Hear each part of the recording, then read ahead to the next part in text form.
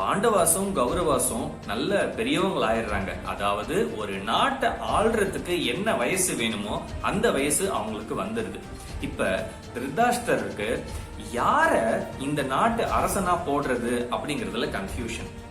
தன்னோட பையனான துரியோதன நாட்டு அரசனா போடணுமா, இல்ல தன்னோட தம்பி பையனான யுதிஷ்டர நாட்டு அரசன் ஆக்கணுமா அப்படின்னு சுத்தமா புரியல. ரொம்ப கன்ஃபியூஸ்டா இருந்தாரு. அப்பதான் விதுர் வந்து திருதராஷ்டிரருக்கு சொல்றாரு, இந்த பாரு திருதராஷ்டிரர், யுதிஷ்டருக்கு பொறுப்பு, பொறுமை, எப்படி எங்க பேசணும் அப்படிங்கிறது எல்லாமே நல்லா தெரியுது. அதனால யுதிஷ்டர், அதாவது பாண்டவாசோட அண்ணன், அவரை இந்த நாட்டு அரசன் ஆக்குறது தான் கரெக்டான சாய்ஸ் அப்படின்னு சொல்றாரு திருதராஷ்டிரருக்கு. திருதராஷ்டிரர் இத நிறைய தடவை யோசிச்சு பாக்குறாரு. அதுக்கப்புறமா விதுர் சொன்னதையே செஞ்சிடலாம் அப்படின்னு சொல்லிட்டு யுதிஷ்டரை ஹஸ்தினாபூர் நாட்டு அரசனா ஆக்குறாரு. இதெல்லாம் ஒரு பக்கம் போயிட்டு இருக்கு.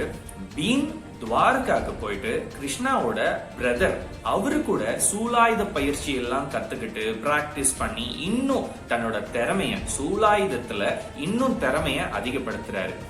பீமும் அர்ஜுனும் சேர்ந்து ஹஸ்தினாபூர் பக்கத்துல இருக்கிற தூரத்துல இருக்கிற நாட்டுக்கெல்லாம் போயிட்டு சண்டை போட்டு அங்க இருக்கிற வளங்களை எல்லாம் கைப்பற்றி ஹஸ்தினாபூரை இன்னும் வளம் நிறைந்த நாடா மாத்திட்டு இருக்கிறாங்க.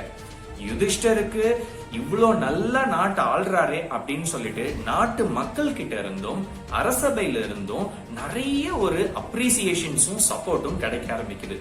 இதெல்லாம் பாக்குறப்ப திருதராஷ்டிரருக்கு ஐயையோ, பாண்டவாஸ் அப்படியே மேல மேல போயிட்டே இருக்காங்களே, அப்ப நம்ம பையன் துரியோதன் கண்ணுக்கு தெரியாம போயிடுவாங்களோ அப்படின்னு பயத்துல நிறைய நாள் தூங்காமலே இருக்கிறாரு.